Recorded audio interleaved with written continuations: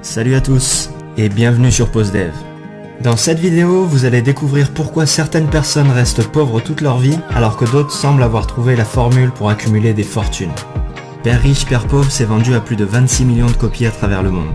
On va voir notamment que le réel pouvoir ne vient pas du fait de gagner beaucoup d'argent, mais d'utiliser cet argent intelligemment. La principale raison pour laquelle les riches s'enrichissent et que les pauvres deviennent de plus en plus pauvres, c'est que le sujet de l'argent n'est pas enseigné à l'école. Il est difficile pour des parents pauvres d'expliquer à leurs enfants comment gagner de l'argent, car ils n'ont eux-mêmes pas pu sortir de cette situation. Ils doivent donc se rabattre sur ce qu'ils considèrent être le meilleur conseil possible pour leurs enfants: va à l'école et travaille dur pour obtenir des bonnes notes. Robert Kiyosaki avait lui aussi un père très éduqué, mais qui n'avait aucune idée comment gérer ses finances.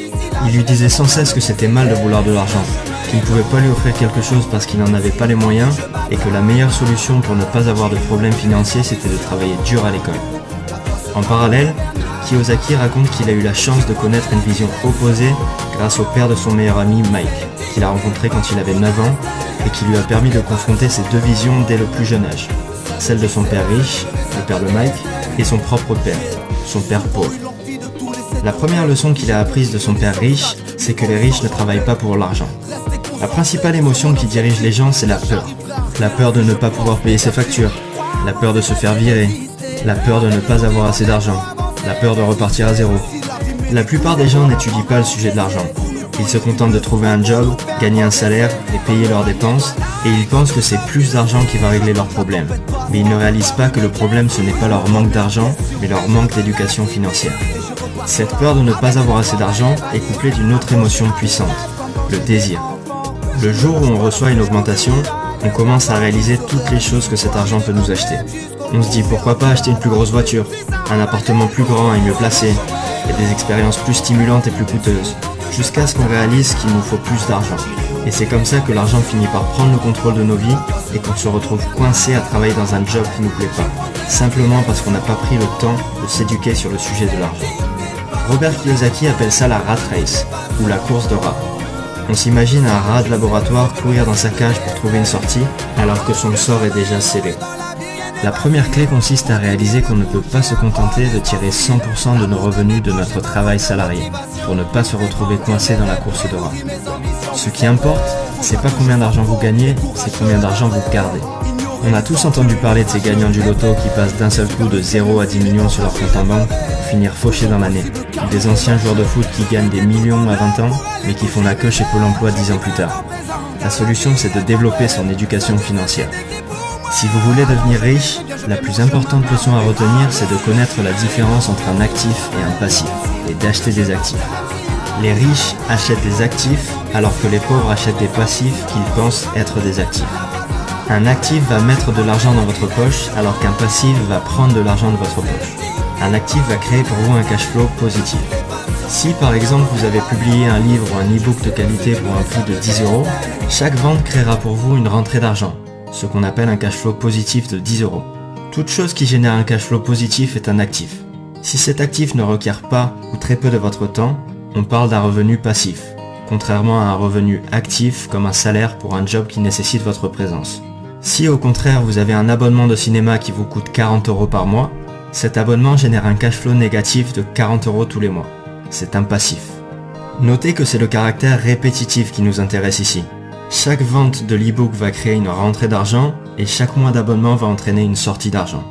Si on analyse comment une personne gère son cash flow, on peut rapidement dire si cette personne est éduquée financièrement et prédire son avenir financier. Ce qui manque dans l'éducation financière des pauvres, c'est pas comment gagner de l'argent, mais comment gérer son argent. La plupart du temps, plus d'argent ne règle pas les problèmes d'argent. Pour rendre ça un peu plus concret, laissez-moi vous donner un exemple en imaginant le bilan financier de père riche et celui de père pauvre à leur sortie d'école. Père pauvre gagne tous les mois 1500 € grâce à son travail. Ces 1500 € servent à payer sa voiture, son loyer, ses repas et lui laissent un surplus de 200 € pour financer ses sorties du week-end et s'acheter des abonnements de télévision et le dernier iPhone. Son bilan financier ressemble donc à ça. Un revenu 100% généré par son job qui est égal à ses dépenses. Une quantité de passifs qui s'accumule et des actifs inexistants. Il emboutit sa voiture et doit donc s'endetter pour financer les réparations car il n'a pas d'argent de côté. La seule solution pour sortir de cette situation est de négocier une augmentation ou commencer un petit boulot à côté pour arrondir ses fins de mois. Père riche gagne lui aussi 1500 € par mois. Il couvre également ses dépenses en nécessité, mais choisit de mettre de côté les 200 € de surplus tous les mois pour investir dans la start-up d'une amie en qui il croit vraiment. 2 ans plus tard, la start-up de son ami est enfin profitable et lui rapporte 500 € tous les mois, auquel s'ajoute l'argent qu'il gagne grâce à l'e-book qu'il a écrit sur sa passion, le trail en haute montagne, qui lui crée également un revenu secondaire. Il a investi 500 € qu'il avait pu mettre de côté pendant ses études dans des actions, mais les cours se sont effondrés et il a quasiment tout perdu. Mais ça n'a plus d'importance parce que Père riche a désormais, 4 ans après sa sortie d'école et grâce à ses 2 autres investissements, un revenu passif de 1500 €. Et maintenant que ses actifs lui génèrent un cash flow positif supérieur au cash flow négatif de 1300 € généré par ses dépenses en nécessité, Père riche a atteint son indépendance financière. Il peut choisir de continuer ou non de travailler dans son job. Son bilan financier ressemble donc à ça, un revenu qui provient pour 50% de son job et pour 50% de ses actifs, nettement supérieur à ses dépenses et beaucoup plus d'actifs que de passifs. Vous aurez atteint l'indépendance financière le moment où vos actifs vous généreront un revenu supérieur à vos dépenses. Si ce revenu est en plus passif et ne nécessite pas ou peu votre intervention, comme l'entreprise d'un ami ou l'e-book de l'exemple précédent, vous pouvez tout simplement faire ce que vous voulez de votre vie. Mais gardez quand même en tête qu'un revenu est rarement totalement passif et nécessitera généralement un certain degré d'intervention de votre part. L'exemple que j'ai donné est simplifié. C'est certainement très difficile pour certaines personnes de sacrifier une partie de leur revenu pour acheter des actifs, mais c'est néanmoins la seule solution pour sortir de cette situation. Vous l'avez compris, il faut gérer vos propres affaires, c'est-à-dire focaliser votre attention sur la colonne des actifs plutôt que sur votre feuille de paie. Et encore une fois, il n'y a pas de mal à vous focaliser sur votre feuille de paie seulement si le surplus est réinvesti dans des actifs. Gardez votre job, mais gérez vos propres affaires à côté. Vous avez différents types d'actifs que vous pouvez acheter. Vous pouvez développer un business qui puisse dans l'idéal se passer de votre présence, acheter des titres boursiers, acquérir des droits sur des musiques, des scripts ou toutes sortes de brevets, créer un blog, investir dans des entreprises, dans l'immobilier ou toute chose qui génère un revenu ou dont la valeur s'apprécie dans le temps. Quand vous investissez 1 € dans vos actifs, il ne faut jamais qu'il sorte de ces actifs.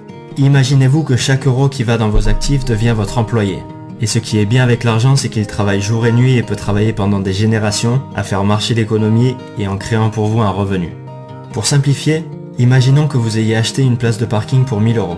Vous pouvez dépenser le revenu que génère cette place de parking, disons 50 € par mois, mais il ne faut pas chercher à récupérer les 1000 € en revendant la place. Imaginez que vous ayez une poule. Vous pouvez soit décider de la garder pour récupérer tous les œufs qu'elle peut produire, soit la revendre pour le prix d'une centaine d'œufs, sachant qu'une poule peut en pondre 600 dans sa vie, qui peuvent eux-mêmes devenir des poules pondeuses. Ce qui peut paraître être une bonne décision à court terme n'en est pas une à long terme. Par contre, une fois que votre cash flow commence à augmenter, vous pouvez dépenser cet argent généré par vos actifs pour acheter ce que vous voulez, étant donné que vous ne perdrez pas votre actif générateur de revenus en faisant ces dépenses. Et donc vous resterez riche. Un produit de luxe doit être la récompense d'avoir investi en développant vos actifs. Maintenant que vous avez développé vos propres affaires, vous allez pouvoir découvrir le plus grand secret des riches qui leur permet de garder leur avance. Les sociétés. Kiyosaki détruit le mythe selon lequel les riches payent pour les pauvres en expliquant que c'est la classe moyenne qui paye. Simplement, les riches utilisent les sociétés qu'ils possèdent pour financer leurs dépenses en passant un maximum en frais d'entreprise, qui sont moins taxés que les salaires. C'est donc les revenus de la classe moyenne qui sont majoritairement visés par les impôts. Je passe rapidement sur ce point-là parce que ça s'applique plus difficilement pour les PME en France, qui sont beaucoup plus taxés qu'aux États-Unis. La dernière leçon que j'ai retenue de ce livre, c'est que les riches inventent l'argent. Il faut d'abord développer nos connaissances avant de chercher à gagner de l'argent. Avant de commencer à investir, il faut d'abord apprendre à investir. Et grâce à ces connaissances, vous allez pouvoir créer de l'argent à partir de rien grâce à vos idées. Mais ce qui fera réellement la différence est déjà en vous. Dans le business et dans la vie, c'est pas ceux qui sont intelligents qui réussissent, mais ceux qui sont audacieux. Et voilà pour Père riche, Père pauvre de Robert Kiyosaki. J'ai fait toute une vidéo sur comment devenir riche, alors n'hésitez pas à la regarder si ça vous a plu. Pensez aussi à vous abonner et à liker la vidéo. Et n'hésitez pas à me dire aussi dans les commentaires ce qui vous a le plus marqué dans cette vidéo. A très bientôt.